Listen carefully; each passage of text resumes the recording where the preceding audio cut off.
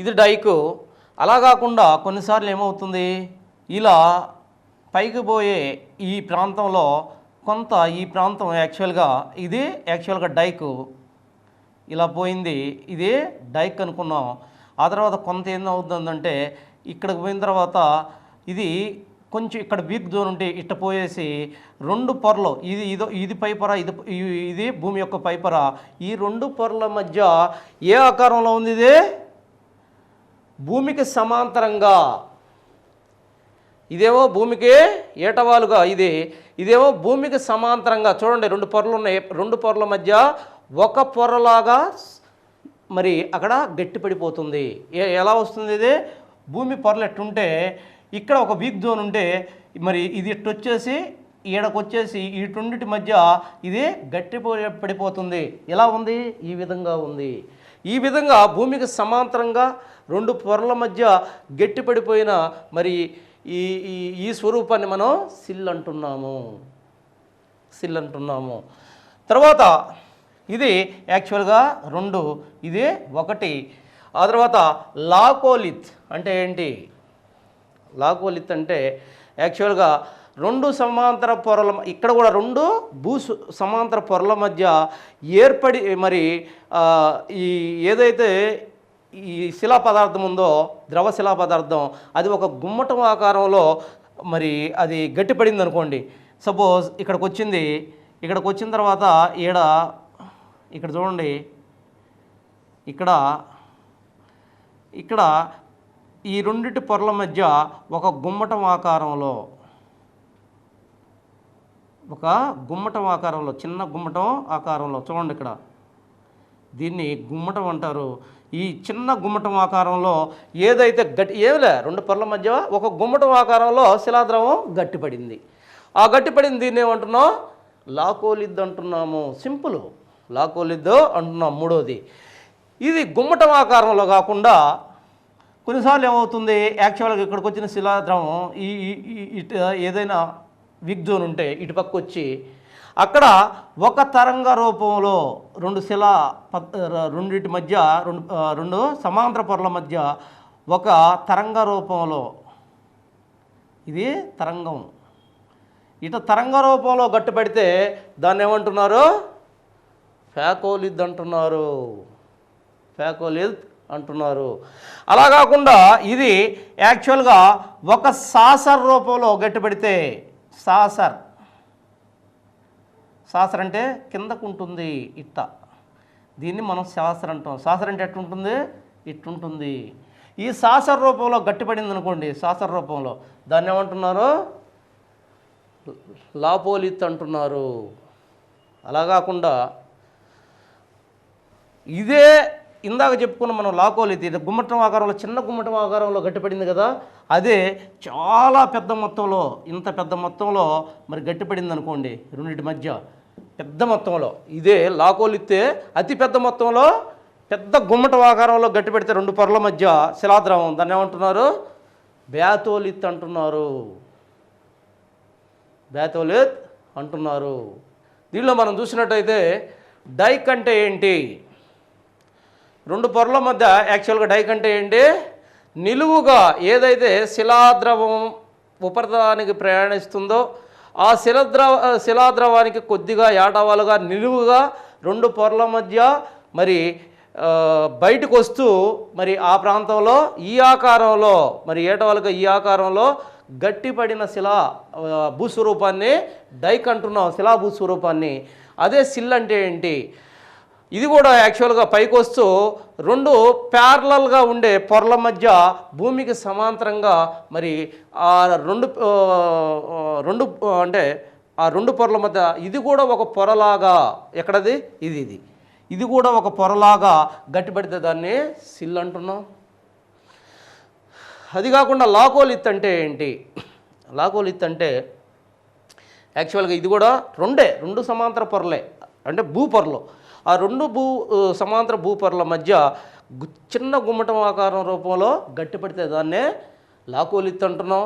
ప్యాకోలిత్ అంటే అదే రెండు సమాంతర పొరల మధ్య ఏదైతే తరంగాకారంలో ఈ శిలాద్రవం గట్టిపడితే దాన్ని ప్యాకోలిత్ అంటున్నాం. అలా కాకుండా లాపోలిత్ అంటే ఏంటి? సాసరాకారంలో ఇవన్నీ యాక్చువల్గా గుమ్మటం ఆకారం అంటే ఇట్టయితే సాసరాకారం అంటే కిందకిట్ట. ఈ సాసరాకారంలో ఏదైతే రెండు పొరల మధ్య గట్టి పెడితే దాన్ని యాక్చువల్గా లాపోలిత్ అంటున్నాం. మరి బ్యాథోలిత్ అంటే ఇది గుమ్మట ఆకారం అని చెప్పాం కదా ఇందాక. ఇదే గుమ్మట ఆకారం అతిపెద్ద మొత్తంలో ఏర్పడితే రెండు పొరల మధ్య దాన్ని బ్యాథోలిత్ అంటున్నాము. సో ఇవన్నీ కూడా జాగ్రత్తగా గుర్తుంచుకోవాలి. ఇవన్నీ యాక్చువల్గా అంతర్గత భూస్వరూపాలు. ఏ భూస్వరూపాలు? ఇవన్నీ కూడా అంతర్గత భూస్వరూపాలు. మరి అంతర్గత భూస్వరూపాల గురించి చర్చించాం, ఉద్గత భూస్వరూపాల గురించి చర్చించాం. అగ్నిపర్వతాల వల్ల ఏర్పడే అంతర్గత భూస్వరూపాలు, ఉద్గత భూస్వరూపాల గురించి మనం చర్చించాం. మొత్తం భూస్వరూపాల గురించి క్షుణ్ణంగా చర్చించడం జరిగింది. మనం అగ్నిపర్వతాల వల్ల ఏర్పడే భూస్వరూపాల గురించి మనం విభజించి మళ్ళీ వాటిని గురించి వివరించాం. అయిపోయింది. ఆ తర్వాత ఇప్పుడు మనకి యాక్చువల్గా వీటి విస్తరణ ఏ విధంగా ఉంది అని మనం చూసినట్టయితే, విస్తరణ అనేది మనం చూసినట్టయితే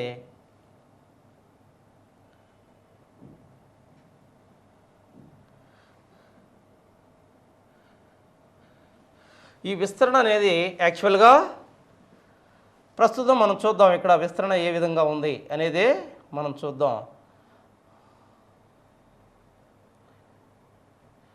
ఈ విస్తరణ యాక్చువల్గా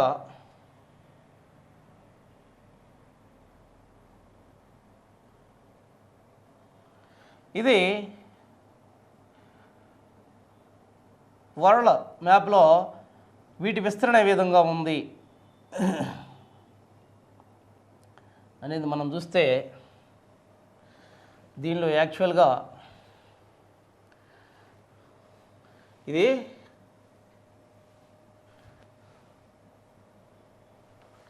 మనం చూసినట్టయితే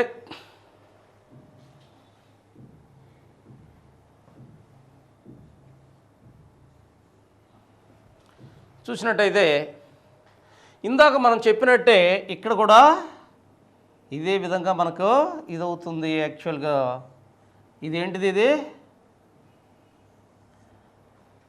ఇందాక చెప్పినట్టే మనకి ఇది కనిపిస్తూ ఉంది. ఇక్కడ చూడండి, ఇది ఫస్ట్, ఇది సెకండ్, ఇక్కడ ఇదే థర్డ్. ఈ మూడే ఉంటాయి దీంట్లో, గుర్తుపెట్టుకోండి. ప్రపంచవ్యాప్తంగా వీటి విస్తరణ ఏ విధంగా ఉంది అని మనం చెప్పినప్పుడు వరల్డ్ పటాన్ని ఒక్కసారి మనం కానీ చూసినట్టయితే ఈజీగా మనకి ఎక్కడ కనిపిస్తాయి, మొత్తం ఎక్కడ ఉన్నాయనేది ఈజీగా మనకు అర్థమైపోతుంది. ప్రపంచంలో మరి అగ్నిపర్వతాలు ఎక్కడ ఉన్నాయనేది. ఫస్ట్ది మనం చూసినట్టయితే చూడండి, ఒకటి ఇక్కడ చూడాలి జాగ్రత్తగా. ఒకటి చూసినట్టయితే ఇందాక భూకంప ప్రాంతాలు ఎక్కడైతే ఉన్నాయో అగ్నిపర్వత ప్రాంతాలు కూడా అక్కడే ఎక్కువగా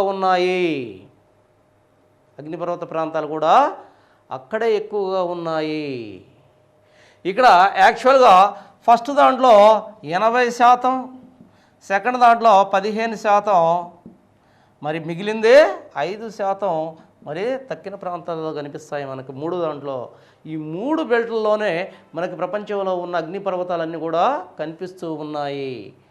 ఇక్కడ మనం చూసినట్టయితే యాక్చువల్గా మరి ఈ ప్రాంతాల్లో చూసినట్టయితే 80% అగ్నిపర్వతాలన్నీ కూడా పసిఫిక్ మహాసముద్ర పరివేష్టిత మేఖల, పసిఫిక్ మహాసముద్రం చుట్టూరు, ఇదంతా కూడా పసిఫిక్ మహాసముద్రమే. ఇది యాక్చువల్గా అట్టొస్తుంది, ఇది కూడా ఇట్టొస్తుంది, అంటే అది ఇక్కడ వస్తుంది. ఈ ప్రాంతం అంటే పసిఫిక్ మహాసముద్రంలో కాదు, పసిఫిక్ మహాసముద్రం చుట్టూ ఉండే భూభాగ ప్రాంతం మొత్తంలో మనకి 80% అగ్నిపర్వతాల, ప్రపంచంలో యాక్చువల్గా అగ్నిపర్వతాలు 100% ఉన్నాయి అనుకుంటే దాంట్లో 80% అగ్నిపర్వతాలు ఈ ప్రాంతంలోనే మనకు కనిపిస్తాయి. అందుకే దీన్ని ఏమంటున్నాం మనం? Pacific ring of fire. ఎప్పుడు కూడా ఇక్కడ మండుతూ ఉంటుందనే ఉద్దేశంతో దీన్ని పసిఫిక్ రింగ్ ఆఫ్ ఫైర్ అంటున్నాము. అనేక రకాల అంటే ప్రపంచంలో చాలా గొప్ప మరి చాలా పెద్ద పెద్ద ఏ అయితే ఉన్నాయో అగ్నిపర్వతాలు అన్నీ కూడా ఇక్కడే మనకు కనిపిస్తాయి. ఇక్కడ చూస్తే యాక్చువల్గా అలస్కాలో చూసినట్టయితే కటమాయి అగ్నిపర్వతం, దీన్నే 1000 మరి స్మోక్స్ ఆఫ్ మౌంటైన్ అంటారు. 1000s of smokes of mountain అంటారు దీన్ని. తర్వాత ఈ కింద దగ్గరకు వచ్చినట్టయితే ఇక్కడ ఏదైతే ఈ ప్రాంతంలో చిలీ దగ్గర చింబరాగో అగ్నిపర్వతాల్లో అతి ఎత్తైన అగ్నిపర్వతం చింబరాజో, ఈ అగ్నిపర్వతం ఈ ప్రాంతంలో మనకు కనిపిస్తూ ఉంది. ఇక ఇక్కడికి వచ్చినట్టయితే ఇండోనేషియా క్రకటోవా అగ్నిపర్వతం చాలా ఎత్తైన చాలా ఇంపార్టెంట్ అగ్నిపర్వతం ఇండోనేషియాలో. ఆ తర్వాత మనం చూసినట్టయితే మన భారతదేశంలో బారెన్ అగ్నిపర్వతం అండ్ నార్కోండం అగ్నిపర్వతం, ఇవన్నీ కూడా ప్రాంతంలో మనకు కనిపిస్తాయి. ఇక్కడ మనకి హవాయి ఐలాండ్స్లో మానలోవా అగ్నిపర్వతం, హవాయి ఐలాండ్స్లో మానలోవా అగ్నిపర్వతాలు అతిపెద్ద అగ్నిపర్వతం ఇది. కాకపోతే దీని ఎరప్షన్ తీవ్రత యాక్చువల్గా తక్కువైన అగ్నిపర్వతం. ఆ తర్వాత మనం చూసినట్టయితే ఇక్కడ అగ్నిపర్వతాలు చూడండి. ఇక్కడ అగ్నిపర్వతాల్లో మనం చూసినట్టయితే ఇక్కడ ఏదైతే ఆల్ప్స్ పర్వతాల నుంచి కాకాసస్, హిందూకుష్, హిమాలయాస్ అండ్ ఈ ప్రాంతం మొత్తం కూడా అగ్నిపర్వతాలు మనకు కనిపిస్తాయి. ఇక్కడ మనం చూసినట్టయితే ఈ మెడిటరేనియన్ విసూవియస్ అనేది మనకి ఫ్రాన్స్లో ఉన్న అగ్నిపర్వతం విసూవియస్. ఆ తర్వాత ఇక్కడ మెడిటరేనియన్ సీలో చూసినట్టయితే మధ్యధరా సముద్రంలో చూసినట్లయితే యాత్నా స్టంబోలి, ఈ రెండో అగ్నిపర్వతాలు ఇంపార్టెంట్ అగ్నిపర్వతాలు. మరి ఆ తర్వాత ఇక్కడ చూసినట్టయితే కిలిమంజారో, దక్షిణాఫ్రికాలో మనం చూసినట్టయితే ఆఫ్రికాలో మనం చూసినట్టయితే కిలిమంజారో అగ్నిపర్వతం. ఇదే యాక్చువల్గా కిలిమంజారో అనేది ఆఫ్రికాలో అతి ఎత్తైన శిఖరం, అదే మరి కిలిమంజారో అగ్నిపర్వతం. మరి ఆ తర్వాత మనం చూసినట్టు కిలిమంజారో అగ్నిపర్వతం తర్వాత చెప్పుకుందాం. ఫస్ట్ ఇక్కడికి వస్తే మరి ఈ ప్రాంతాలకు వస్తే మనకేం కనిపిస్తాయి మరి. ఆ తర్వాత మరి దీనిలో ఎంత శాతం అగ్నిపర్వతం ఇక్కడ చూడాలి. ఈ మొత్తంలో ఏదో పసిఫిక్ రింగ్ ఆఫ్ ఫైర్లో 80% అగ్నిపర్వతాలన్నీ ఏడే ఉన్నాయి. 15% అగ్నిపర్వతాలు ఈ ప్రాంతంలో మనకు కనిపిస్తాయి, ఆ ప్రాంతంలో మనకి కనిపిస్తాయి. ఆ తర్వాత మూడో ప్రాంతం ఇది. ఈ ప్రాంతంలో అంటే ప్రపంచంలో ఉన్న మూడో అగ్నిపర్వత ప్రాంతం, దీనిలో 5% కనిపిస్తాయి. ఇక్కడ ఆఫ్రికాలో ఉన్న కిలిమంజారో అగ్నిపర్వతము. అర్థమైందా? దీంట్లో ఇంకొక అగ్నిపర్వతం కూడా చెప్పుకోవాలి. యాక్చువల్గా జపాన్లో ఉన్న ఫ్యూజియామా అగ్నిపర్వతం కూడా పసిఫిక్ రింగ్ ఆఫ్ ఫైర్ కిందకే వస్తుంది. ఇక్కడ ఉంటుంది. ఇక్కడ యాక్చువల్గా ఈడ ఏముంటాయి, జపాన్ ఐలాండ్స్ ఉంటాయి. ఈ జపాన్ ఐలాండ్స్లో ఫ్యూజియామా అగ్నిపర్వతం ఉంటుంది. సో ప్రపంచంలో ఈ రకాలైన అగ్నిపర్వతాలు మనకు కనిపిస్తూ ఉంటాయి. వీటి విస్తరణ 80% ఫస్ట్ దాంట్లో ఉంటే యాక్చువల్గా పసిఫిక్ రింగ్ ఆఫ్ ఫైర్లో. సెకండ్ మరి ఈ ప్రాంతంలో మధ్య ఆసియా పర్వతీయ మేఖలలో యాక్చువల్గా 15% అగ్నిపర్వతాలు ఉన్నాయి. మిగిలిన 5% తూర్పు భాగంలో ఏదైతే ఈ పగులు లోయ ప్రాంతం అంటే ఆఫ్రికా పగులు లోయ ప్రాంతంలో మనకు కనిపిస్తాయి. మరి భారతదేశంలో చూసినట్టయితే భారతదేశం పరిస్థితి ఏంటి అని మనం చూసినట్టయితే అగ్నిపర్వతాలు ఏ విధంగా ఉన్నాయి భారతదేశంలో అంటే, భారతదేశంలో మెయిన్ల్యాండ్లో ప్రధాన భూభాగంలో మరి అగ్నిపర్వతాలు కనిపించవు. భారతదేశం యొక్క ప్రధాన భూభాగంలో అగ్నిపర్వతాలు కనిపించవు. మరి ఎక్కడ కనిపిస్తాయి? అండమాన్ నికోబార్ దీవుల్లో మనకు కనిపిస్తాయి అగ్నిపర్వతాలు. ఆ అగ్నిపర్వతాలు రెండుగా కనిపిస్తున్నాయి మనకి. 2 అగ్నిపర్వతాలు భారతదేశానికి సంబంధించి అండమాన్ నికోబార్ దీవుల్లో కనిపిస్తున్నాయి. ఒకటి బ్యారన్ అగ్నిపర్వతం, 2 నార్కోండం అగ్నిపర్వతం. బ్యారన్ అగ్నిపర్వతం, 2 నార్కోండం అగ్నిపర్వతం. బ్యారన్ అగ్నిపర్వతాన్ని చూసినట్టయితే అది క్రియాశీల అగ్నిపర్వతం. నార్కోండం అగ్నిపర్వతాన్ని చూసినట్టయితే అది క్రియారహిత లేదా విలుప్త అగ్నిపర్వతం. క్రియారహిత లేదా విలుప్త అగ్నిపర్వతం. ఓకే, ఈ రకంగా యాక్చువల్గా అగ్నిపర్వతాలు అగ్నిపర్వతాలు ఏ విధంగా ఉద్భవిస్తాయి, ఎన్ని రకాలుగా ఉద్భవిస్తాయి, మరి వాటిలో ఉండే లావా ఎన్ని రకాల లావా ఉంది, మరి అగ్నిపర్వతాల వల్ల ఏ సరస్సులు ఏర్పడతాయి, మరి అగ్నిపర్వతాలు ఎన్ని రకాలుగా ఉన్నాయి, మరి అగ్నిపర్వతాల్లో మరి క్రియాశీలంగా ఎన్ని రకాలు, మరి అదే తీవ్రత ఆధారంగా ఎన్ని రకాలు, మరి అగ్నిపర్వతాల వల్ల ఏర్పడిన స్వరూపాలేంటి, ఉద్గత స్వరూపాలేంటి, అంతర్గత స్వరూపాలేంటి, మరి అగ్నిపర్వతాల యొక్క విస్తరణ ఏ విధంగా ఉంది ప్రపంచంలో అగ్నిపర్వత విస్తరణ ఏంటి, ఈ విషయాలన్నీ కూడా మనం చర్చించటం జరిగింది ఈ ప్రాంతంలో. ఈ విషయాల్ని జాగ్రత్తగా గమనించాలి. శిలలు, నెక్స్ట్ చాప్టర్ శిలలు. ఇక్కడ మనం చూసినట్టయితే నెక్స్ట్ చాప్టర్ శిలలు, రాక్స్, ROCKS. యాక్చువల్గా ఇప్పటి వరకు మనం భూకంపాలు అదేవిధంగా అగ్నిపర్వతాల గురించి క్షుణ్ణంగా చర్చించడం జరిగింది. ఆ తర్వాత మనం చూసినట్టయితే శిలలు, రాక్స్.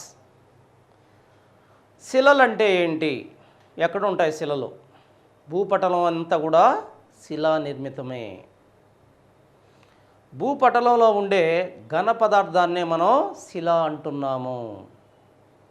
భూపటలంలో ఉండే కఠినమైన ఘన పదార్థాన్నే మనం శిల అంటున్నాము. యాక్చువల్గా ఈ శిలల అధ్యయనాన్ని పెట్రాలజీ అంటారు. శిలల అధ్యయనాన్ని ఏమంటారు? పెట్రాలజీ అంటారు.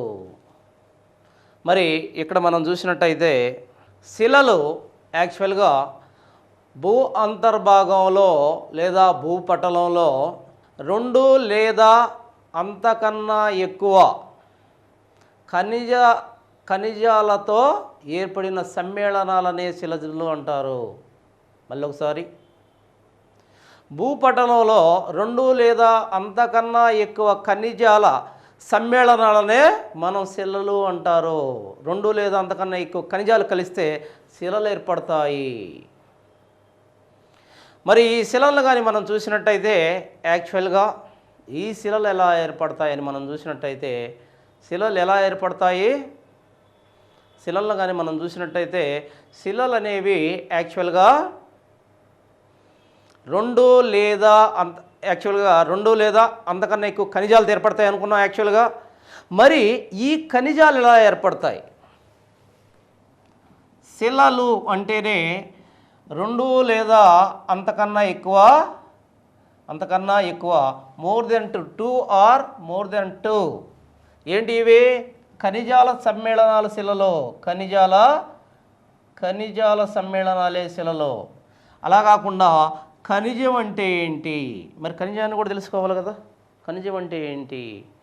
భూపటలంలో ఉండే 2 లేదా అంతకన్నా ఎక్కువ రసాయనిక మూలకాల సమ్మేళనాలే ఖనిజాలు. ఇక్కడ రసాయనిక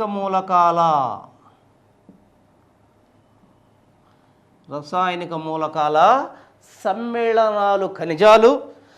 2 లేదా అంతకన్నా ఎక్కువ ఖనిజాల సమ్మేళనాలు శిలలు. అర్థమైందా? మరి వీటి యొక్క శిలల యొక్క ఆవిర్భావాన్ని అనుసరించి అవి ఏర్పడే విధానాన్ని మనం అనుసరించి శిలలను 3 రకాలుగా వర్గీకరించడమైనది. శిలల్ని ఎన్ని రకాలుగా వర్గీకరించామో 3 రకాలుగా వర్గీకరించడమైంది శిలల్ని. ఏటిగా వర్గీకరిస్తున్నాం శిలల్ని 3 రకాలుగా?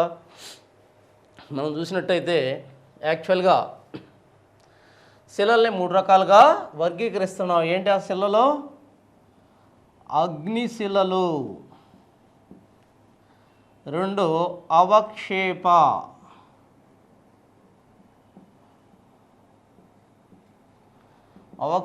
శిలలు, 3 రూపాంతర అగ్నిశిలలో ఇగ్నియస్ రాక్స్. రెండో అవక్షేప శిలలు సెడిమెంటరీ.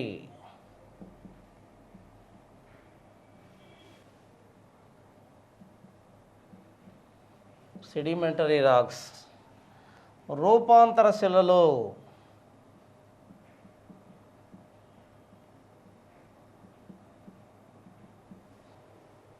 Metamorphic racks.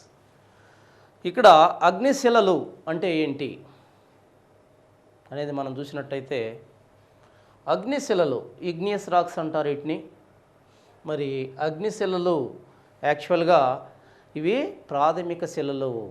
ఏమవుతుంది ప్రాథమిక శిలలు ఎందుకన్నారు? ప్రాథమిక శిలలు అని ఎందుకన్నారంటే ఇవి మొదటిగా ఏర్పడే శిలలు కాబట్టి వీటిని ప్రాథమిక శిలలు అన్నారు. మొదటగా ఏర్పడుతున్నాయి కాబట్టి ఇవి మొత్తం భూపటలంలో మొదటిగా ఏర్పడే శిలలు ఏంటి అంటే ప్రాథమిక శిలలు యాక్చువల్గా. అందుకే వీటిని అగ్నిశిలల్ని ప్రాథమిక శిలలు అంటున్నారు. మరి అగ్నిశిలలు అని ఎందుకన్నారు వీటిని అని మనం చూసినట్టయితే, అగ్నిశిలలు అని ఎందుకు అనాల్సి వచ్చిందంటే మొట్టమొదట యాక్చువల్గా ఏర్పడేటప్పుడు ఇవి దేని ద్వారా ఏర్పడుతున్నాయి? భూమి లోపల మరి శిలాద్రవం పైకి రావడం వల్ల ఆ శిలాద్రవం పైకి వచ్చేసి అది మరి గట్టి పట్టడం వల్ల ఏర్పడుతున్నాయి కాబట్టి వీటిని అగ్నిశిలలు అంటున్నాము. అగ్నిశిలని ఎందుకు అంటున్నాం? భూమి యొక్క లోపల నుంచి పైకి వస్తున్నాయి, పైకి వచ్చిన ఈ శిలలు అక్కడ గట్టి పడుతున్నాయి. దానివల్ల మనం ఏమంటున్నాం? వీటిని అగ్నిశిలలు అంటున్నాం. అగ్నిమయ ప్రక్రియ వల్ల, అగ్నిమయ ప్రక్రియ అంటారు దాన్ని. అగ్నిమయ ప్రక్రియ వల్ల ఏర్పడే శిలలు కాబట్టి వీటిని అగ్నిశిలలు అంటారు. అగ్నిశిలలు అంటారు. మరి వీటిలో మనం చూసినట్టయితే అగ్నిశిలల్లో యాక్చువల్గా ఏర్పడే విధానం ఆధారంగా అగ్నిశిలలు ఎన్ని రకాలుగా ఉన్నాయి అని కానీ మనం చూసినట్టయితే ఇవి అగ్నిశిలలు అనేవి 3 రకాలుగా మనకు కనిపిస్తాయి. ఏంటి 3 రకాలు? ఉద్గత, అంతర్గత, పాతాళ 3 శిలలు యాక్చువల్గా. వీటిల్లో పాతాళ అగ్నిశిలలు, ఇక్కడ ఏని పెడదాం. బిలో అంతర్గమ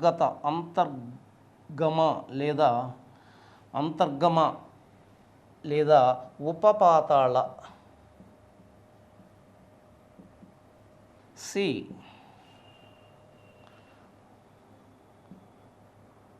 ఉద్గత. అగ్నిశిలల్లో 3 రకాల శిలలు మనం చూస్తాం. ఒకటి పాతాళ అగ్నిశిలలు, 2 అంతర్గమ లేదా ఉపపాతాళ అగ్నిశిలలు, లేదా 3వది ఉద్గత అగ్నిశిలలు. అగ్నిశిలల్లోనే 3టిగా మనం డీవియేట్ చేస్తున్నాము. ఇక్కడ పాతాళ అగ్నిశిలలు అంటే ఏంటి? అసలు అగ్నిశిలలు ఎట్ట ఏర్పడతాయన్నా? కింద భూమి యొక్క అంతర్భాగంలో ఉన్న శిలాద్రవం పైకి వచ్చేటప్పుడు అది చల్లబడి ఉపరితలం మీద కానీ లేకపోతే ఇంకా మధ్య భాగం అంటే పైకి వచ్చే క్రమంలో మధ్య భాగంలో కానీ లేదా భూమి యొక్క ఉపరితలంలో కానీ అది యాక్చువల్గా గట్టిపడిపోయి శిలలుగా మారితే దాన్ని అగ్నిశిలలు అని చెప్పాం కదా. దీనిలో అవి ఏర్పడే భూ అంతర్భాగం నుంచి పైకి వచ్చేటప్పుడు ఏర్పడే ప్రాంతాన్ని బట్టి వాటిని 3 ఏర్పడే శిలలను బట్టి 3గా వర్గీకరించాం. ఒకటి పాతాళ అగ్నిశిలలు. పాతాళాలు అంటే యాక్చువల్గా ఇది భూమి అయితే ఈ భూమికి చాలా లోతులో ఇక్కడే యాక్చువల్గా ఈ శిలాద్రవం శిలలుగా మారిపోతే దాన్ని పాతాళ అగ్నిశిలలు. చాలా లోపల మరి లోపలే ఇవి శిలలుగా మారిపోతే ఏది ఈ శిలాద్రవం మరి శిలలుగా మారిపోతే ఏం జరుగుతుంది? శిలలుగా మారడానికి ఎక్కువ టైం తీసుకుంటుంది. జాగ్రత్తగా వినాలి ఇది కాన్సెప్ట్. శిలలుగా మారడానికి ఎక్కువ టైం తీసుకుంటుంది. ఎందుకని? లోపల అధిక హీటు అధిక ప్రెజర్ ఉంటుంది కాబట్టి ద్రవంగా మారిన శిలలు అక్కడ ఘన స్థితిలోకి రావడానికి అధిక టైం తీసుకుంటాయి, అధిక సమయాన్ని తీసుకుంటాయి. ఎప్పుడైతే ఎక్కువ సమయాన్ని తీసుకున్నాయో దానివల్ల ఆ శిలల్లో ఉండే స్ఫటికాలు చాలా పెద్ద స్ఫటికాలతో కూడిన శిలలు ఏర్పడతాయి, చాలా పెద్ద స్ఫటికాలతో కూడిన శిలలు ఏర్పడతాయి. వాటికి ఉదాహరణ పాతాళ అగ్నిశిలకు ఉదాహరణ పెద్ద స్ఫటికాలతో కూడిన గరుకు గ్రానైట్, పెద్ద స్ఫటికాలతో కూడిన గరుకు గ్రానైట్ దానికి ఉదాహరణగా చెప్పవచ్చు పాతాళ అగ్నిశిలకి. రెండు అంతర్గమ లేదా ఉపపాతాళ అగ్నిశిలలు. అంతర్గమ లేదా ఉపపాతాళ అగ్నిశిల కానీ మనం చూసినట్టయితే ఈ అంతర్గమ లేదా ఉపపాతాళ అగ్నిశిలల్లో యాక్చువల్గా ఇది ఈ విధంగా కొంత పైకి వచ్చింది.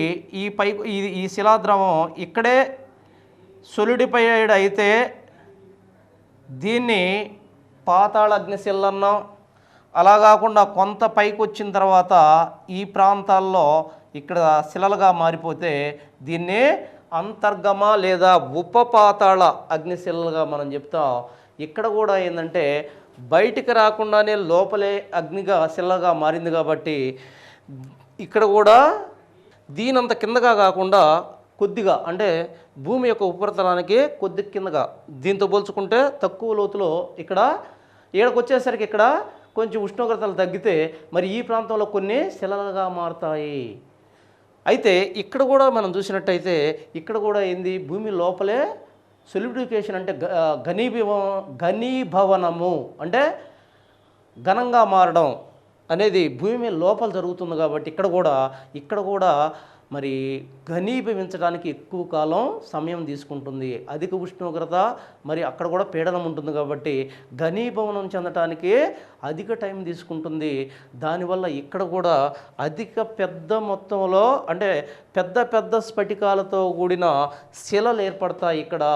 అయితే దీంతో కంపేర్ చేస్తే శిలల్లో ఉండే స్ఫటికాలు దీంతో కంపేర్ చేస్తే చిన్నగానే ఉంటాయి, దీంతో కంపేర్ చేస్తే చిన్నగా ఉంటాయి కానీ ఇవి కూడా పెద్ద స్ఫటికాలుగానే కనిపిస్తాయి. ఎందుకని దీంతో పోల్చుకుంటే ఇక్కడ ఉష్ణోగ్రత పీడనం తక్కువగా ఉంటుంది, మీరు గమనించాలి. ఎందుకని ఫస్టే చెప్పుకున్నాం మనం టెంపరేచరు కిందకు పోయే కొంది పెరుగుతూ ఉంటుంది, తర్వాత పీడనం కూడా కిందకు పోయే కొంది పెరుగుతూ ఉంటుంది. సో ఇక్కడ దీనికి ఉదాహరణగా ఏం చెప్పుకున్నాం, పెద్ద స్ఫటికాలతో కూడిన గ్రానైట్ శిలగా దీన్ని చెప్పుకున్నాం. ఇక్కడికి వచ్చేసరికి దీన్ని అంతర్గమ లేదా ఉపపాతాళ శిలలో ఇక్కడ కూడా కొంచెం దీంతో పోల్చుకుంటే కొంచెం చిన్న స్ఫటికాలతో కూడిన గ్రానైటే, ఇక్కడ కూడా గ్రానైటే ఉంటుంది. డోలరైట్ గ్రానైట్ చిన్న స్ఫటికాలతో కూడిన దీంతో కంపేర్ చేస్తే చిన్న స్ఫటికాలతో కూడిన granite, dolerite, gabbro, lopolith, batholith, granite, dolerite, gabbro, batholith, lopolith ఇవన్నీ కూడా దీనికి ఉదాహరణగా చెప్పుకోవచ్చు అంతర్గమ లేదా ఉపపాతాళ అగ్నిశిలలకి. ఇక్కడ ఆ తర్వాత మనం ఉద్గత అగ్నిశిలలు అని కానీ మనం చెప్పుకున్నట్టయితే ఈ ఉద్గత అగ్నిశిలలు అంటే కంప్లీట్గా భూమి యొక్క ఉపరితలానికి వచ్చేస్తుంది శిలాద్రవం.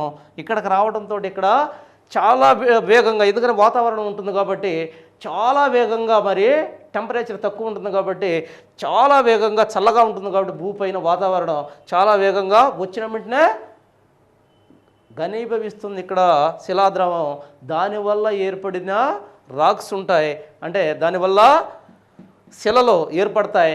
ఈ శిలలు ఎట్లుంటాయి, చాలా వేగంగా మరి ఘనీభవిస్తాయి కాబట్టి చాలా వేగంగా ఘనీభవించడం వల్ల ఈ శిలల్లో ఉన్న స్ఫటికాలు చాలా సన్నగా సూక్ష్మమైన స్ఫటికాలతో కూడిన శిలలు ఇక్కడ ఏర్పడతాయి.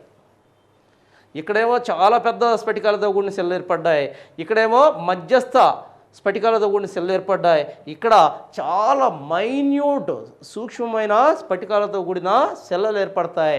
దాన్ని మనం ఏం గుర్తుంచుకోవాలి, దాంట్లో ఉదాహరణ బసాల్ట్.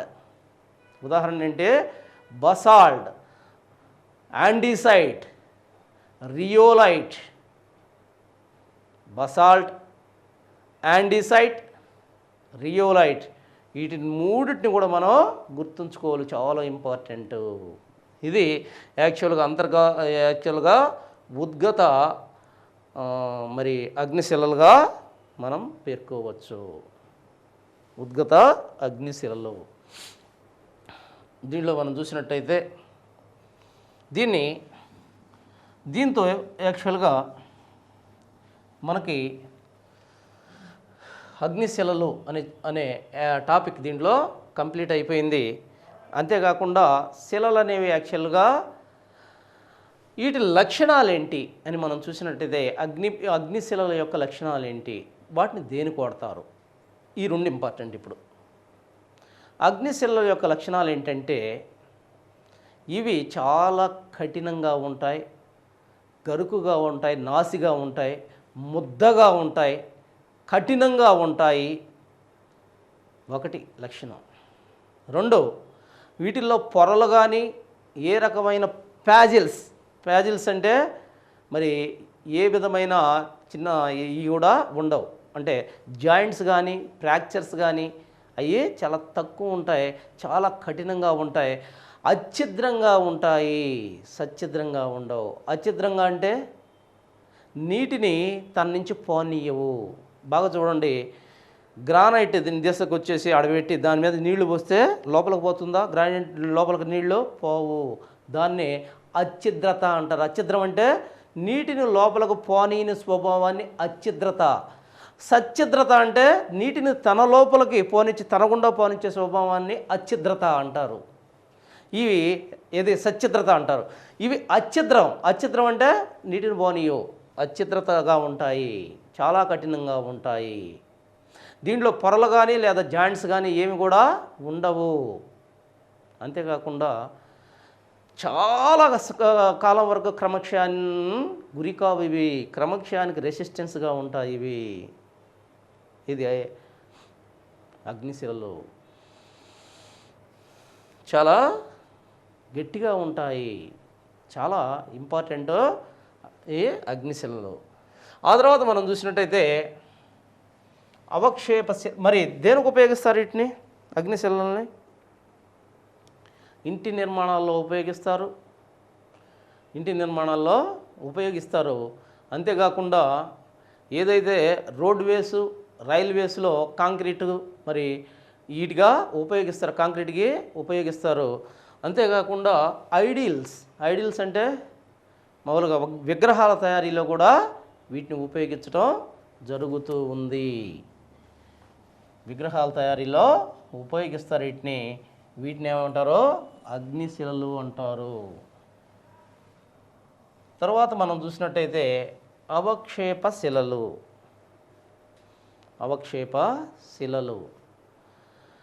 వీటిలో మనం చూసినట్టయితే యాక్చువల్గా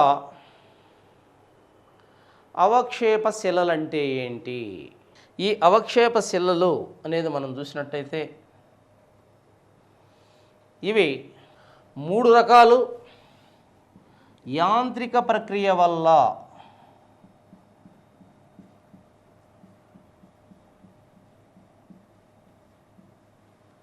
రెండు,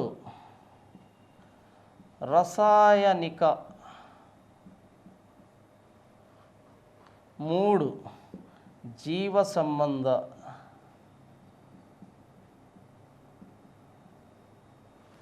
దీంట్లో మనం చూసినట్టయితే అసలు అవక్షేప శిలలు అంటే ఏంటి? ఇవి చాలా ఇంపార్టెంట్ శిలలు. మొత్తం ప్రపంచంలో భూపటలం మీద 75% శిలలు అవక్షేప శిలలే. ఈ అవక్షేప శిలలను మనం కానీ చూసినట్టయితే వీటిలో ఏదైతే భూపటలం మీద అగ్నిశిలలో లేదా అగ్నిశిలలో మరియు రూపాంతర శిలలో అనేక బాహ్యకారకాలకు గురైనప్పుడు, బాహ్యకారకాల యొక్క ఎఫెక్ట్కి గురైనప్పుడు, అంటే బాహ్యకారకాల ఎఫెక్ట్కి గురవటం అంటే ఏంటి?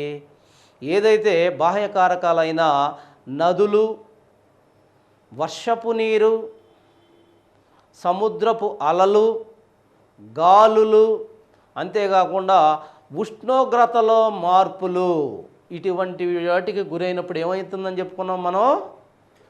ఈ శిలలు, ఏ శిలలు అయితే అగ్నిశిలలు, రూపాంతర శిలలు అంటున్నామో, ఈ శిలలు ఏమవుతాయి, క్రమక్షయానికి వికోశీకరణకు గురవుతాయి. ఆ తర్వాత గురైన ఈ శిలా పదార్థం ఏదైతే బాహ్య కారకాలు అని చెప్పుకుంటున్నామో, నదీ వ్యవస్థలు కానీ, తర్వాత పవన వ్యవస్థలు కానీ, తర్వాత మరి హిమనీ నదాల వల్ల కానీ ఒక ప్రాంతం నుంచి ఇంకొక ప్రాంతానికి తీసుకొచ్చే మరి ఒక పొరల రూపంలో చూడండి, ఇక్కడ పొరలుగా ఇదొక పొర, ఇదొక పొర, ఇదొక పొర, ఇదొక పొర, ఈ రకంగా పొరల రూపంలో, అంటే కాలానుగుణంగా పొరలుగా ఆ శిలా పదార్థాన్ని తీసుకొచ్చేసి కుప్పలుగా కొన్ని వందల మీటర్ల ఎత్తులో నిక్షేపణం చేయడం జరుగుతూ ఉంది. ఇదంతా యాక్చువల్గా ఏంది, శిలా పదార్థమే. దీన్ని యాక్చువల్గా క్రమక్షయం, వికోశీకరణకు గురి చేసి చేయటం వల్ల సెల్లు ఏమవుతున్నాయి, శిలా పదార్థంగా మారిపోతున్నాయి. ఆ శిలా పదార్థాన్ని తీసుకొచ్చేసి నదులు కానీ, పవనాలు కానీ, హిమనీ నదాలు కానీ, అంతర్గత వాటర్ కానీ, ఇవన్నీ కూడా తీసుకొచ్చి ఒక ప్రాంతంలో గుట్టలుగా నిక్షేపణం చేస్తాయి. ముఖ్యంగా నదులు చేయటం వల్ల ఏమవుతుంది, కొన్ని మీటర్ల ఎత్తులో ఒక పొరలుగా ఏర్పడిన ఈ మెటీరియల్, ఈ శిలా పదార్థం ఆ పై పొరల యొక్క ఒత్తిడికి, చాలా ఎత్తులో ఉన్నాయి కదా పొరలు, కింద పొరలు ఏమవుతాయి, ఆ ఒత్తిడికి ఒత్తుకొని పోయి మరి శిలలుగా మారిపోతాయి. ఆ విధంగా శిలలుగా మారిపోయిన వీటిని మనం అవక్షేపాల వల్ల ఏర్పడ్డ శిలలు కాబట్టి వీటిని మరి అవక్షేప శిలలు అంటున్నాం. మరి అగ్నిశిలలు తర్వాత ఏర్పడ్డ శిలలు కాబట్టి వీటిని అనంతర శిలలు అంటున్నాం. అంతేకాకుండా పొరలుగా ఏర్పడతాయి కాబట్టి వీటిని స్తరిత శిలలు అంటాము. చూడు, 3-4 పేర్లు పెట్టాము వీటికి. స్తరిత శిలలు అని చెప్పడం జరుగుతూ ఉంది. మరి వీటిని కానీ మనం చూసినట్టయితే ఈ శిలలన్నీ కూడా యాక్చువల్గా మరి అంత కఠినమైన శిలలు కావు, ఇవి మెత్తగా ఉంటాయి. సరే, దాని తర్వాత చూద్దాం. ఇవి వీటి యొక్క ఏర్పాటును దేనివల్ల ఏర్పాటు అవుతున్నాయి దాన్ని బట్టి మనం 3గా విభజించాం.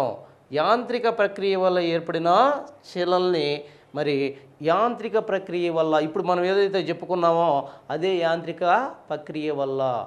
యాంత్రిక ప్రక్రియ అంటే ఏంటి, ఏదైతే రైన్ వాటర్ కానీ, నదుల వాటర్ కానీ, మరి హిమనీ నదాల వల్ల కానీ, ఇక్కడ ఈ మనం చూసిన ఏదైతే ఈ శిలలు మరి శైథిల్యం చెంది పెద్ద మొత్తంలో ఒక గుట్టలుగా ఏర్పడి శిలలుగా ఏర్పడేదాన్ని యాంత్రిక ప్రక్రియ వల్ల ఏర్పడిన అవక్షేప శిలలు అన్నాం. మరి ఈ అవక్షేప శిలలకి ఉదాహరణ చాలా ఇంపార్టెంట్. ఇలా ఏర్పడ్డ అవక్షేప శిలలకు ఉదాహరణ వాలుకా శిలలు, 2 వృత్తికా శిలలు. ఈ 2, ఒకటి వాలుక, 2 వృత్తిక. వాలుకా శిలల్లో మనం చూసినట్టయితే ఇసుక అతి ఎక్కువ మొత్తంలో ఇసుక ఉంటుంది. వాలుకా శిలల్లో దాని యొక్క మెయిన్ క్యారెక్టర్ ఏంటంటే, వాలుకా శిలల్లో అతి పెద్ద మొత్తంలో ఇసుక ఉంటుంది. సో దానికి ఉదాహరణ, వాలుకా శిలకు ఉదాహరణ ఇసుకరాయి. వాలుకా శిలకు ఉదాహరణ ఇసుకరాయి. అదే వృత్తికా శిలలోకి వచ్చేసరికి, ఈ వృత్తికా శిలలోకి వచ్చేసరికి మరి అధిక మొత్తంలో ఏముంటుంది, క్లే ఉంటుంది, బంకమట్టి ఉంటుంది వృత్తికా శిలల్లో. దానికి ఉదాహరణ షేల్, కంగ్లామరేట్ అనేవి ఉదాహరణగా చెప్పుకోవచ్చు. ఇది యాంత్రిక ప్రక్రియ వల్ల ఏర్పడే అవక్షేప శిలలకి ఉదాహరణలు. అలా కాకుండా రసాయనిక ప్రక్రియ వల్ల ఏర్పడే రసాయనిక ప్రక్రియ వల్ల ఏర్పడే అవక్షేప శిలలు అంటే ఏంటి? రసాయనిక ప్రక్రియ వల్ల ఏమి ఏర్పడుతున్నాయి అన్నట్టు మనం చూసినట్టయితే, సముద్రం యొక్క జలాలలో అధిక మొత్తంలో కాల్షియం కార్బోనేట్ ఉంటుంది, CaCO3 ఉంటుంది. ఈ CaCO3 యొక్క నిక్షేపణల వల్ల ఆ నిక్షేపణలు ఒక పెద్ద మొత్తంలో ఏర్పడిన తర్వాత వాటి బరువు వల్ల అనేక రకాల శిలలు ఏర్పడుతున్నాయి. ఈ రకంగా అధిక పెద్ద మొత్తంలో ఏర్పడిన ఈ శిలల్నే మనం రసాయనిక శిలల్నే మనం ఏమంటున్నాం? మరి ఈ రసాయనిక సంబంధమైన అవక్షేప శిలల్లో మనం చూసినట్టయితే ఫస్ట్ది కాల్షియం కార్బోనేట్తో ఏర్పడిన శిలల్లో ఫస్ట్ది వచ్చేసి సున్నపు రాయి, లైమ్ స్టోన్. 2 జిప్సం. 3 మరి ఉప్పు, సాల్ట్. మామూలుగా సిస్ట్. ఇవన్నీ కూడా దీని కిందకు వస్తాయి, రసాయనిక సంబంధమైన అవక్షేప శిలల కిందకు వస్తాయి. అది కాల్షియం కార్బోనేట్ ఏదైతే యాక్చువల్గా డిపాజిట్ అవుతుందో దానివల్ల ఇవి వస్తున్నాయి. దీన్నే మరి రసాయనిక సంబంధమైన అవక్షేప శిలలు అంటున్నాము. సున్నపురాయి, జిప్సం, ఇవన్నీ కూడా దీని కిందకే వస్తాయి. 3 జీవ సంబంధమైన మరి అవక్షేప శిలలను కానీ మనం చూసినట్టయితే, జీవ సంబంధమైన అవక్షేప శిలల్లో మనం చూసినట్టయితే ముఖ్యంగా దీనిలో సముద్ర జీవులు వల్ల ఏర్పడే ఏదైతే శిలా పదార్థాలు ఉన్నాయో అవన్నీ కూడా దీనికి మనకు కనిపిస్తూ ఉంటాయి. ఏంటి అవి అని కానీ మనం చూసినట్టయితే, 1 బొగ్గు, 2 కోరల్ రీవ్స్. బొగ్గు ఏ విధంగా కనిపిస్తుంది జీవ సంబంధమైన అవక్షేప శిలలుగా? బొగ్గు పెద్ద మొత్తంలో ఏదైనా సరే భూకంపాలు సంభవించినప్పుడు అక్కడున్న అనేక రకాలైన ముఖ్యంగా చెట్లు భూ అంతర్భాగంలోకి వెళ్ళి మరి అంతర్భాగంలో ఉన్న అధిక ఉష్ణోగ్రత మరి పీడనాల వల్ల బొగ్గుగా మారుతుంది. మరి ఆ బొగ్గు అంతేకాకుండా పెద్ద మొత్తంలో పాలిప్స్ ఉంటాయి. మరి ఇవి పురుగులు, ఏది కోరల్ పురుగులు పెద్ద మొత్తంలో చనిపోయినప్పుడు వాటి యొక్క షెల్స్, ఆ చుట్టూ ఉండే వాటి యొక్క షెల్స్, కవచాలు మరి కాల్షియం కార్బోనేట్తో ఏర్పడి ఉంటాయి. అవి మొత్తం కూడా ఒక డిపాజిట్ అయినప్పుడు ఆ షెల్స్ మొత్తం కూడా కలిసి మరి అవి కోరల్ రీవ్స్గా తయారవుతాయి. కోరల్ రీవ్స్గా తయారవుతాయి. దీనికి ఉదాహరణ జీవ సంబంధ పరమైన అవక్షేప శిలలకి కిందకి ఏమొస్తాయి? కోరల్ రీవ్స్, బొగ్గు. కోరల్ రీవ్స్, బొగ్గు వస్తుంది దీని కిందకి. అదే రసాయనిక పరమైన దాని కిందకైతే లైమ్ స్టోన్, జిప్సం, ఉప్పు, ఇవన్నీ కూడా దీని కిందకు వస్తాయి. జాగ్రత్తగా గమనించాలి. తర్వాత యాంత్రిక ప్రక్రియ వల్ల వాలుకా శిలలు, వృత్తికా శిలలు. వాలుకా శిలలకి ఇసుకరాయ్, వృత్తికా శిలలకే షేలు కంగలామరేట్, ఇవన్నీ కూడా వస్తాయి. ఇవన్నీ కూడా యాక్చువల్గా అవక్షేప శిలలు. మరి అవక్షేప శిలలకి యాక్చువల్గా మరి వృత్తికా శిల చేసుకున్నాం. మరి జీవ సంబంధ దీనిలో చూసినట్టయితే అవక్షేప శిలల యొక్క లక్షణాలు ఏంటి అని మనం చూసినట్టయితే, ఇవి అగ్నిశిలలంతా కఠినంగా ఉండవు, చాలా మెత్తగా ఉంటాయి. ఈ శిలలన్నీ కూడా సచిద్రంగా ఉంటాయి, నీటిని తన ద్వారా పోనిస్తాయి. అంతేకాకుండా ఈ శిలలు పొరలు పొరలుగా కనిపిస్తూ ఉంటాయి. అందుకే స్థరిత శిలలు అన్నారు వీటిని. వీటిలో అనేక రకాల ఫాజిల్స్ ఉంటాయి, పొరలు ఉంటాయి. పొరల మధ్యలో అనేక రకాల ఫాజిల్స్ ఉంటాయి. ఈ ఫాజిల్స్ వల్ల ఇక్కడ అనేక రకాలైన ఫాజిల్ ఫ్యూయల్స్ దొరుకుతాయి, ఇంధనాలు దొరుకుతాయి. ఫాజిల్ ఫ్యూయల్స్ అంటే పెట్రోలు, డీజిలు, సహజ వాయువు, ఇవన్నీ కూడా ఈ రాక్స్లోనే దొరుకుతాయి, మనకి ఈ శిలల్లోనే దొరుకుతాయి. ఇవి అతివేగంగా యాక్చువల్గా అతివేగంగా శిలాశైథిల్యం మరి క్రమక్షయానికి గురవుతాయి. శిలాశైథిల్యం క్రమక్షయానికి గురవుతాయి. ప్రపంచంలో అతి పెద్ద మొత్తంలో ఈ శిలలు ఉన్నాయి. 65% శిలలు అవక్షేప శిలలే. ఇది యాక్చువల్గా అవక్షేప శిలల గురించిన సమాచారం. The importance of the sedimentary rocks. ఇవి తేలికైన శిలలు. ఇది యాక్చువల్గా అవక్షేప శిలల గురించిన మనకి 3 రకాలుగా వర్గీకరించాం అవక్షేప శిలల్ని. ఆ 3 రకాల గురించి మనం క్షుణ్ణంగా చర్చించటం జరిగింది. 3 యాక్చువల్గా 3టిని చూసినట్టయితే. ఆ తర్వాత లాస్ట్ బట్ మనం చూసినట్టయితే శిలల్లో రూపాంతర శిలలు, వీటినే మెటమార్ఫిక్ రాక్స్ అంటారు. రూపాంతర శిలలను ఏమంటారు? మెటామార్ఫిక్ రాక్స్ అంటారు. ఏంటి రూపాంతర శిలలు అంటే? చూడండి, ఇక్కడ అగ్నిశిలలు, అవక్షేప శిలలు, ఈ 2 శిలలను మనం చూసినట్టయితే ఈ 2 శిలలో అత్యధిక ఉష్ణోగ్రత, అత్యధిక పీడనం వల్ల ఈ 2 శిలలు తమ సహజ లక్షణాలను కోల్పోయి కొత్త లక్షణాలను సంతరించుకుంటే ఆ శిలలను సంతరించుకుని ఏర్పడ్డ శిలల్నే రూపాంతర శిలలు అంటారు. అంటే రూపాంతరం చెందటం, ఒక శిల లక్షణాన్ని నుంచి ఇంకో శిలగా మారిపోవడం.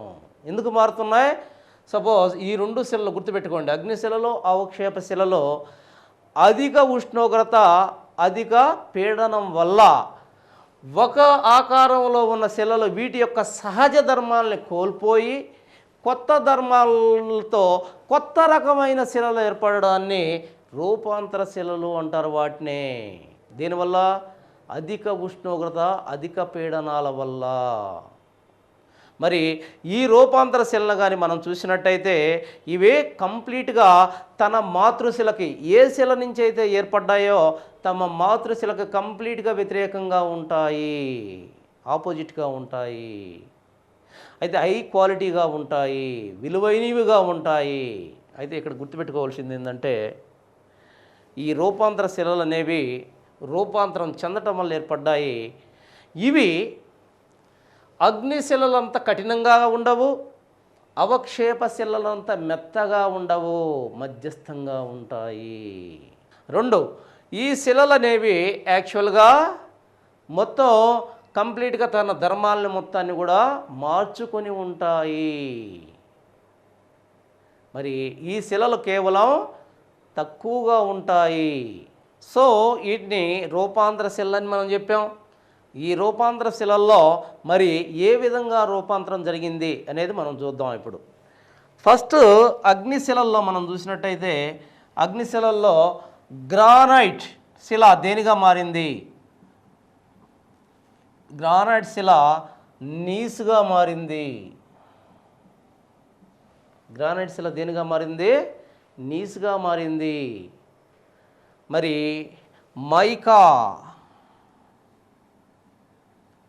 మైకా శిల దేనిగా మారింది? మైకైట్ అనే దానిగా మారింది. గ్రానైట్ నీసుగా మారింది. తర్వాత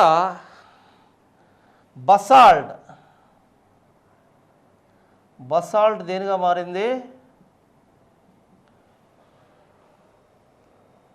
బసాల్ట్ యాక్చువల్గా బసాల్ట్ తర్వాత మాట్లాడదాం. మరి ఈ రెండింటిని చూసినట్టయితే అగ్నిశిలలో గ్రానైట్ నీసుగా మారింది, మైకైట్ అనే దానిగా మారింది. యాక్చువల్గా మరి అగ్నిశిలలు అలా కాకుండా అవక్షేప శిలలో మరి ఏ విధంగా రూపాంతరం చెందే చూద్దాం. ఇక్కడ అవక్షేప శిలలో ఇంపార్టెంట్ ఇది. ఫస్ట్ది సున్నపురాయి, 2 ఇసుకరాయి. ఫస్ట్ చూద్దాం. సున్నపురాయి దేనిగా రూపాంతరం చెందిందని మనం చూసినట్టయితే సున్నపురాయిని మనం చూస్తే ఇది చలువరాయి లేదా మార్బుల్, చలువరాయి లేదా మార్బుల్గా రూపాంతరం చెందింది. ఇసుకరాయి క్వార్ట్జ్,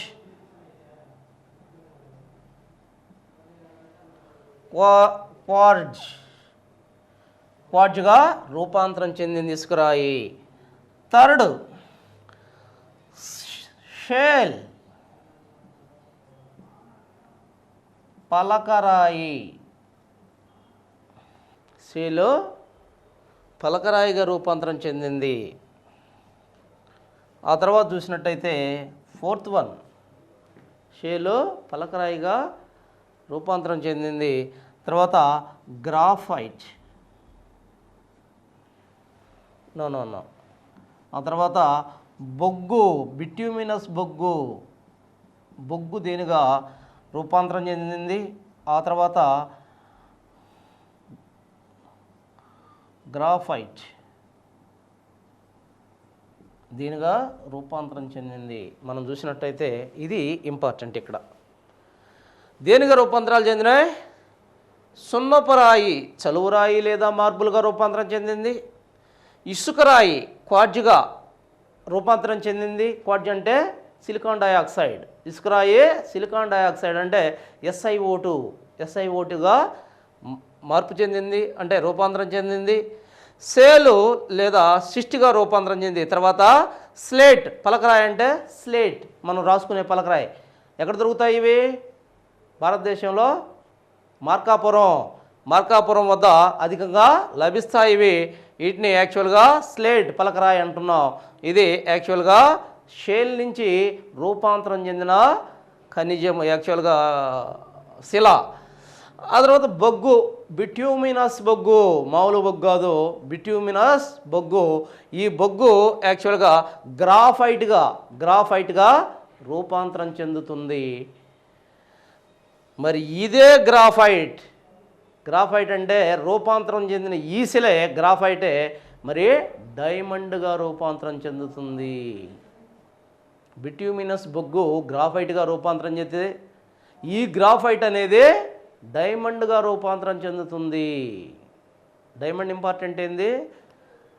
సృష్టిలో అతి కఠినమైనది డైమండే. అంతేకాకుండా ఒకే ఒక మూలకంతో ఏర్పడిన శిల కూడా యాక్చువల్గా పదార్థం కూడా డైమండే. ఏంది ఒకే ఒక పదార్థం? కంప్లీట్ కార్బన్, ఇంకేముండదు దాంట్లో, ఇంకా వేరే మూలకమేమి ఉండదు. కంప్లీట్ కార్బన్, 100% కార్బన్, అదే డైమండ్. 100% కార్బనే అది. మరి ఆ రకంగా మనం చూసినట్టయితే ఇక్కడ అవక్షేప శిలలు ఏ విధంగా రూపాంతరం చెంది ఉన్నాయి చూడండి ఒకసారి. సున్నపురాయి చలువరాయిగా, ఇసుకరాయి క్వార్ట్జ్గా, సేలు పలకరాయి ఆర్ స్లేట్గా, బొగ్గు గ్రాఫైట్ డైమండ్గా మార్పు చెందింది, రూపాంతరం చెందాయి. ఈ విధంగా యాక్చువల్గా శిలలు, రాక్స్ అనేవి భూపటలంలో ఏ విధంగా ఉన్నాయి, ఏ విధంగా విస్తరించున్నాయి, ఎన్ని రకాలుగా విస్తరించున్నాయి అనే విషయాన్ని మనం క్షుణ్ణంగా చర్చించడం జరిగింది. వీటిలో అగ్నిశిలల యొక్క ఇంపార్టెన్స్ ఏంటి, అవక్షేప శిలల యొక్క ఇంపార్టెన్స్ ఏంటి, రూపాంతర శిలల యొక్క ఇంపార్టెన్స్ ఏంటి అని మనం చూసినట్టయితే అగ్నిశిలలు కఠినమైనవి, అవక్షేప శిలలో మృదువైనవి, మరి రూపాంతర శిలలో వాటి రెండింటి నుంచి ఏర్పడి మరి మధ్యస్థమైన కఠినత్వం కలిగి ఉన్న శిలలుగా మనం చెప్పొచ్చు. అవక్షేప శిలలు అనేవి చాలా ఇంపార్టెంట్ శిలలు. మరి రూపాంతర శిలల్లో డైమండ్ అనేది చాలా ఇంపార్టెంట్ అయిన శిలగా మనం చెప్పొచ్చు.